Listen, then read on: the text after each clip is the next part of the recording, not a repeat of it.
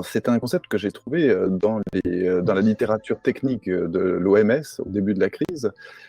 C'est un mot valise, un néologisme, il n'existe dans aucun dictionnaire.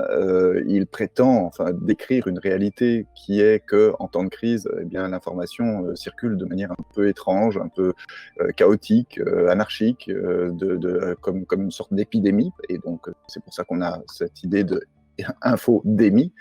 Ce qui est intéressant aussi, c'est qu'en creusant un peu, on s'aperçoit que le mot infodémie, il est plus vieux que ça. Il date, enfin pas si vieux, il date des années 2000, 2003, pour être précise, sous la plume d'un journaliste au Washington Post. Et il prétend décrire déjà à ce moment-là un moment très précis de l'information en temps de crise, puisque en 2003, on est déjà dans la première épidémie de SRAS. Et donc, on voit que le concept d'infodémie est implicitement, disons, compris dans l'idée d'épidémie. Il est apparu au moment du SRAS et il réapparaît maintenant au moment du Covid-19.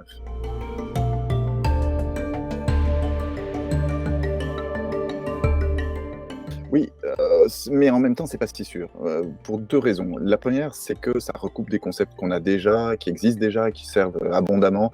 Par exemple, le concept de fake news, d'infox, de rumeurs, voire même d'emballement médiatique, que je trouve assez proche, puisque c'est cette idée qu'on donne trop de présence médiatique, cette idée qu'on donne certaines affaires et qui ne le mériteraient pas tant. Et c'est un peu l'idée qu'on retrouve dans l'infodémie. Mais il y a aussi un deuxième danger que je vois, qui est celui du relativisme, c'est-à-dire qu'à force de mettre en parallèle d'un côté une épidémie et des morts réelles, et de l'autre côté la représentation de l'épidémie et du coup des peurs et des angoisses, on se pousse, on s'autorise à une forme de cynisme qui nous fait oublier que les deux sont importants et que la mort des gens ne justifie rien. Donc ce concept-là n'est peut-être pas si clean, comme on pourrait dire.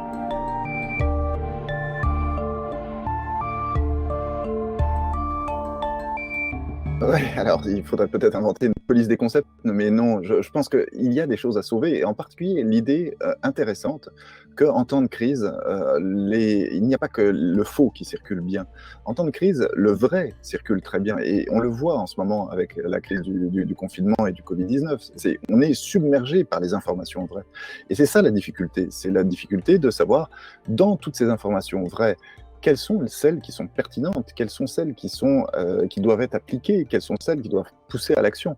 Et cette idée de hiérarchie d'information, de diminuer aussi la répétition des informations, qu'on entend un peu toujours les mêmes, etc.